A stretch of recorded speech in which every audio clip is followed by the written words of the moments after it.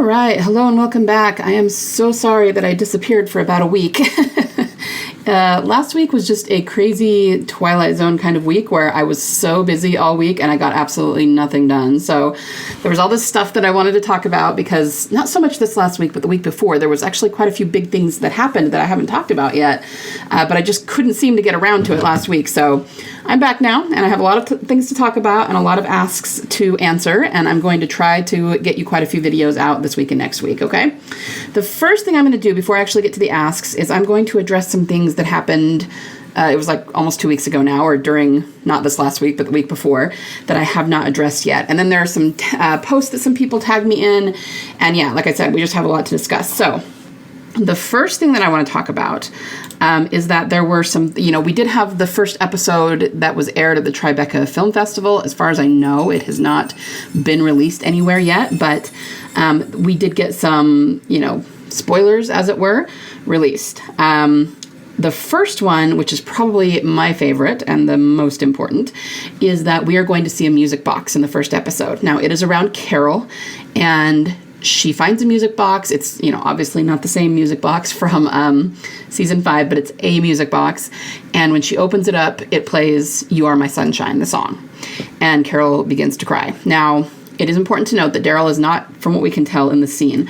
It does look like the first episode is going to be pretty Carol heavy, which I kind of expected. It's the Book of Carol. We know that it's going to be pretty Carol heavy. And she's going to find this music box. So the most obvious thing in terms of Carol's arc is that it's a reminder of, the children that she's lost. And there are a lot of theories, my fellow theorists especially believe that something happened that, spurred her to leave and go look for Daryl. I mean, of course it is, because he kind of disappeared and never came back when he said he would. But at the same time, she, like anybody else would know that something could get in his way that could keep him from coming back. And so you kind of wonder if maybe something happened back at Alexandria that made her run away and go looking for him. Of course, we know that Rick is back. And if she knew Rick is back, that might also be a reason to go find Daryl. But anyway, we're wondering if there's some backstory there that we're not aware of yet. We'll just have to wait and see. But anyway, the most obvious thing is that this is reminding her of all the children that she's lost, and that is why she cries. But here's the thing. Number one, obviously, I'm preaching to the choir with this one. I don't have to tell you that the music box is a huge, huge, huge Beth symbol. And once again, that is not a theory. That was confirmed over and over and over again by different members of the cast who actually called the music box Beth and called it a Beth music box and said Daryl fixed little Beth and all these kinds of things. Okay, so it is 100% confirmed that the music box is a symbol of Beth. So even though this particular music box probably has a lot to do with Carol's arc and her internal demons that she's going to be dealing with this season, it's also a foreshadow of them finding Beth, okay? 100%. Here's the other thing, and this gets into something that I said, probably just 2 weeks ago in one of the videos I did, and that is the link between Carl and Beth. So in terms of the show, and even in terms of the comic books, You Are My Sunshine is linked to Carl. He sang it to Negan, and he said that his mother used to sing it to him. And you can't get away from that. Okay, that is a ironclad link both to the comic books and to the series, because they did follow that particular small arc for Carl in the series where he sang it to Negan. Or Negan kind of bullied him into it. So I'm going to go back over, this is the part I know that I went over pretty recently. I was talking about this, but here, you know what? I'm just going to read what I sent to my fellow theorists because I might have explained it better in writing. Guys, I'm really more of a writer than I am of a speaker, and so I tend to have a little bit more clarity when I write things. Rick's legacy was symbolically passed from Carl to Beth. You have to understand that, okay? So, number one, and this is something that I didn't think of, Galadriel Jones pointed it out, and I was like, oh, I hadn't even thought of that. That's another way we can look at that. So Carl is the one who gave the music box to Maggie, and that's important. It didn't seem that important at the time, but it was him that gave it to her, okay? So it wasn't Michonne, it wasn't Daryl, it was Carl that gave the music box to Maggie. Number two, the thing I talked about before was that the sheriff's hat falls off Carl's head several times in the episode right before he dies. And that, I believe, is to show that he is going to die, that he's not going to be around. And so, therefore, the mantle that Rick passed on to him, which the cowboy, or the sheriff's hat, I always call it a cowboy hat, sorry, the sheriff's hat is indicative of, was falling off of him because he's not going to be around to carry it because he's dying. Okay, and then we have the fact that in episode 416, the famous episode where Rick put the hat on Beth and said, there's a new sheriff in town, it fell off Carl's head, and Rick picked it up and put it on Beth. You see what I mean? So that is Gimple symbolically telling us that the mantle, which should have gone to Carl, because, naturally, he's Rick's son, and that is what happened in the comic books. In the movie version, this was him telling us that he was not going to give that to Carl. It fell off Carl. Rick himself picked it up and put it on Beth and said, there's a new sheriff in town. Now, TD picked up on that immediately. And, at the time, we were just thinking it meant she was going to be a leader. She was going to return. We picked up on the symbolism right away, but we didn't understand how nuanced it was because at the time, we had no inkling at all that Carl was going to die eventually. And to be fair, that was 4 years before he died. So why would we, or why should we, right? But then the fact that they had the hat falling off of him when he was actually bitten, that's important. That is a tie back to 416. And then there's the fact that he saw a burning phoenix. And I think I mentioned before that I knew it had something to do with Beth. I knew it had to. And I knew it had to do with some sort of resurrection symbolism, but I just couldn't put my finger at that point on how to interpret it. But ever since then, we've come to know a lot more. And it's very clear to me now that Rick's legacy was being symbolically passed from Carl to Beth. So when Carl died, they showed a picture of a phoenix. And the phoenix was not representative of Carl being resurrected or anything, because again, he was bitten. We saw him be buried. He's not coming back. But it was to show that a phoenix would rise and take over that mantle. And with all of the resurrection symbolism about Beth, there's nobody else it could be, right? Then, like I said, there's the detail that Carl was the one that gave Maggie the music box.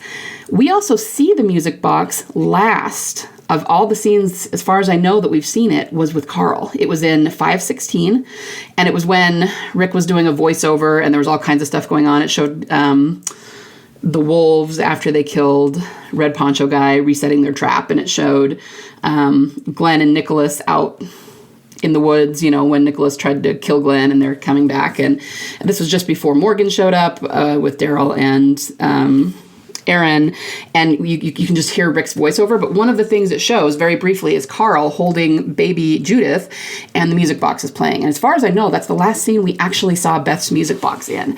And it's not an accident that it's Carl in that scene, and Judith, which also might be important. But it's not Maggie, it's not Daryl, it's Carl, okay? So I kind of said that to my fellow theorists, and then now we've got this music box that obviously the music box is a callback to Beth, but the song very specifically is a callback to Carl. And again, guys, it's all connected. That's not an accident. They could have put any song they wanted here. And You Are My Sunshine hasn't, as far as I know, somebody correct me if I'm wrong, if I'm forgetting something, but this has not been connected to Carol in the past. It's very possible that she used to sing this to Sophia or something. Lots of parents sing this to their kids, but we have not seen that in the show. They have not connected this song to Carol before. So, maybe that's a nuance, maybe it's a detail, but it's still important that they're calling back not only to Beth with the music box, but to Carl. And that, guys, that made me so happy when I heard that, because to me, that is confirmation that the phoenix that was foreshadowed when Carl died is about to arise. We're about to see her, okay? And that's why we have the music box calling back to Beth and the song calling back to Carl. Okay, Carl and Beth, very, very, very linked, even though they didn't interact a whole lot in the show, because, Gimple made the decision.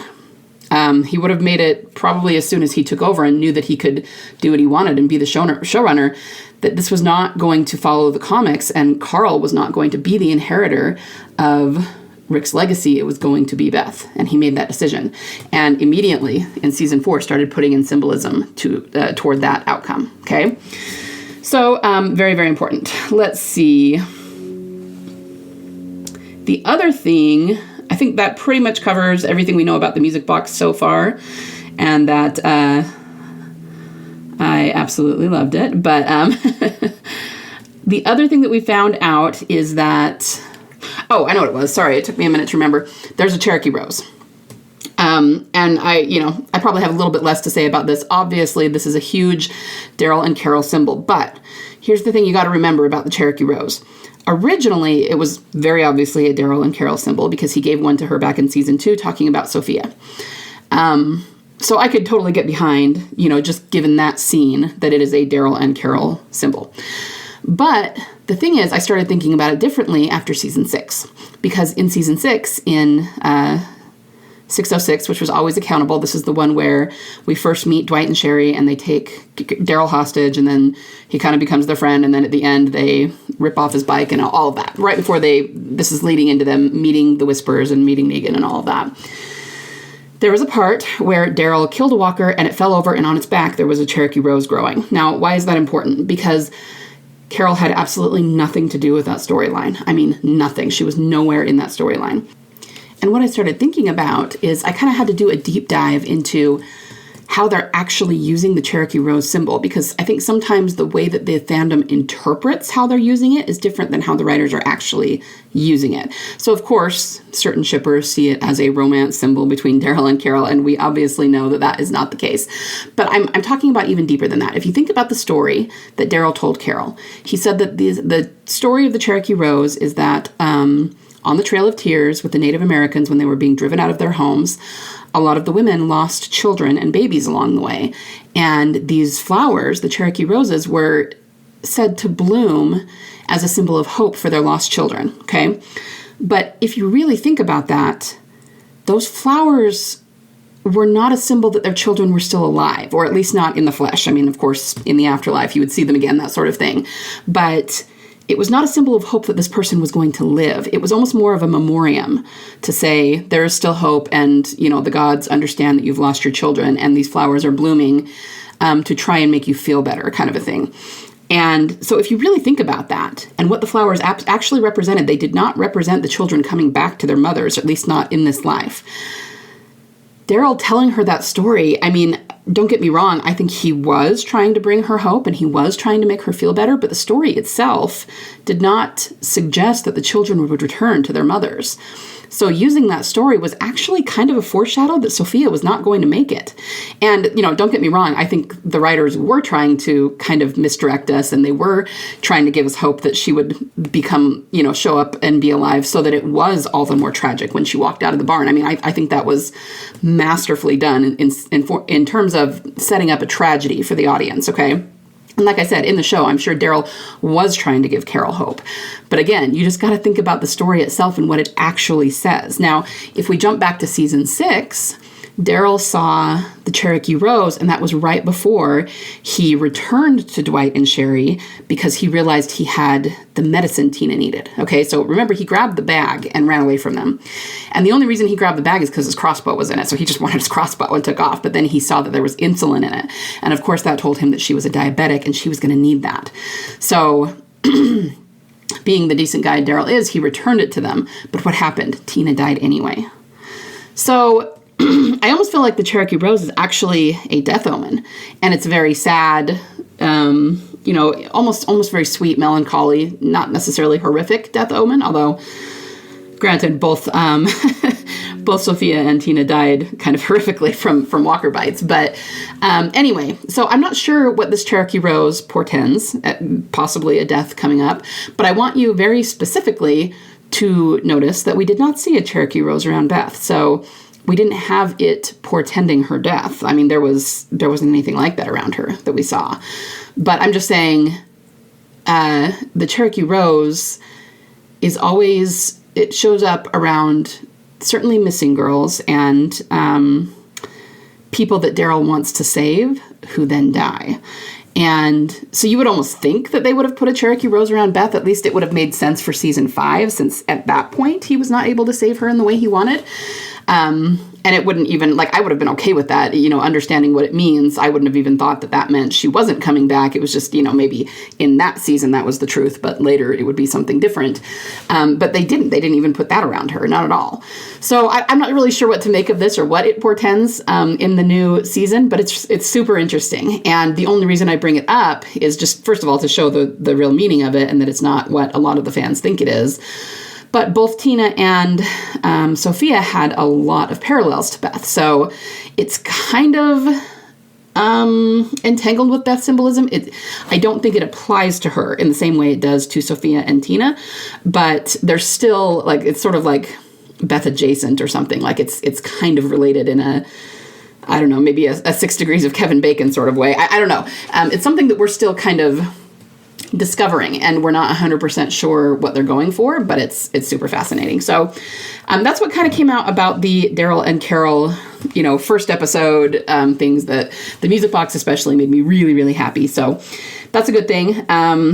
So I am at 15 minutes, so I'm going to stop there for today. Tomorrow I will talk about some of the other smaller things that have happened. There have been more Carol friendship posts, which are kind of funny to see. And I will address some of the posts that I was tagged in, and then I will move on to the asks, okay? Everybody have a fabulous day.